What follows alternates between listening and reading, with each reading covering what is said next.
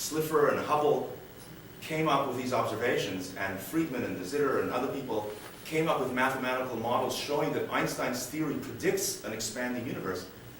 Now, the irony is that Einstein himself rejected that conclusion. Why?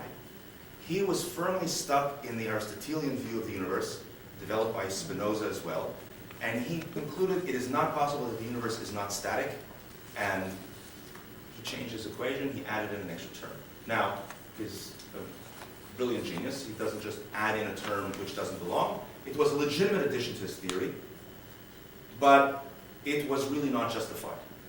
He tried to fiddle with his equations. He said, let me put in another term in the equations. And he's a very bright man, of course. He didn't just put in any kind of term. He put in something which made sense, but which was kind of ad hoc. He would not ordinarily have put in that term. The equation still made sense, but it was designed in order to prevent this consequence of his equations. And with that extra term, he was able to say, okay, the universe is static.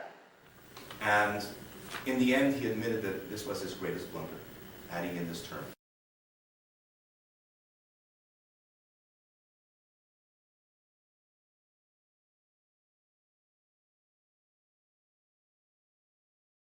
The idea that the universe is expanding, which then predicts that the universe was smaller and smaller, which then implies that the universe began sometime.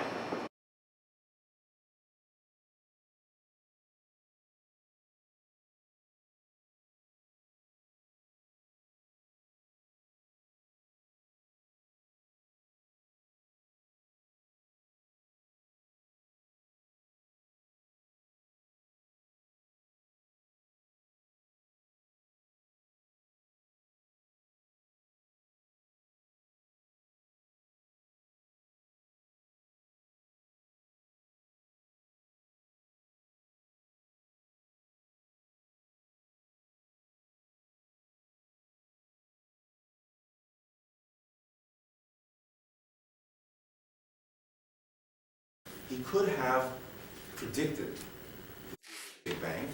He would have asked astronomers to make these measurements. They would have found this totally unexpected result of all the galaxies moving away, and the more distance they were, moving faster.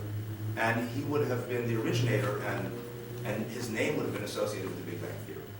Instead, it's a group of different people who made the measurements and who came up with the solutions to the equations and so on, and the Big Bang theory is associated with all these different people's names. He could have predicted on his own, through these equations, this tremendous idea that the universe is finite in time. It's very, very interesting. The reason that Einstein rejected the theory which predicted a Big Bang, which predicted a universe which was expanding, was because he felt it had too religious a connotation. And many philosophers of science and many physicists rejected this theory. Why did they hold out? Why did they want to believe in an eternal universe?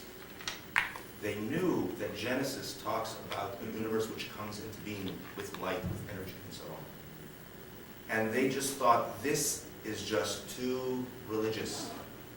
And there's a quote, I'm not sure exactly where it's from, but Einstein wrote to some of his colleagues saying that he's not giving in to this. He hasn't yet fallen into the hands of priests. It's partly a reference maybe to Lemaitre, who was actually a Catholic priest, a Jesuit, who was one of the originators of the Big Bang theory, along with several other people. For thousands of years, people had this conception of the universe as infinite in extent and infinite in time, and philosophers, religious philosophers like Maimonides, were constantly struggling with this, how do one reconcile ideas of science and philosophy that the universe is eternal with Genesis, which says that the universe exists only a finite amount of time, and lo and behold, science now proved that the universe was not eternal and had a finite age. To everyone, it was so clearly of religious implications that many people refused to accept it. Scientists, philosophers rejected that idea. They said, it smacks too much of Genesis. It's such a religious idea. How could this be true? Now, for some reason, the Big Bang theory is considered to be, to some degree, heretical or counter to voracious or anti-religious. It's exactly the opposite. For thousands of years, philosophers were fighting against the idea of the universe beginning. And finally, science came up with a model that predicts that the universe had a beginning. And it was such an astonishing conclusion that was so much at variance with what philosophers and scientists had believed, that the scientist who came up with this theory, Einstein, changed his equations in order that it should not imply that there was a Big Bang. It's a little bit ironic. We know from his autobiography that Einstein was actually a little bit religious when he was a kid. He read through the Bible. At some point later, maybe as an adolescent, he was exposed to modern science by skeptics, and he then rejected all the stories of the Bible, basically Genesis and so on. And it might be that this rejection of the idea of creation led him so staunchly to oppose the idea of a finite in time universe. And as a result, he made what he called himself to be the biggest blunder of his life. And it's extremely ironic that somehow the Big Bang Theory afterwards became associated with heresy. Yeah. It was the quintessential, after thousands of years, where the conception was that the universe is eternal and infinite. Scientifically, someone showed that the universe actually came into being at a certain time. This was exactly what people associated with Genesis. It was rejected by many people because it was too reminiscent of Genesis. And instead of being perceived today as like the most magnificent support for the idea of Genesis, somehow it turned into heresy.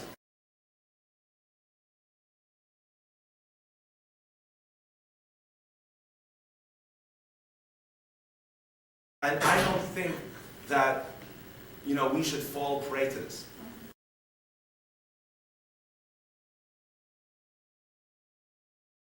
Now, I don't think we should tie ourselves too closely to a particular theory. For example, the Big Bang Theory might be overridden tomorrow.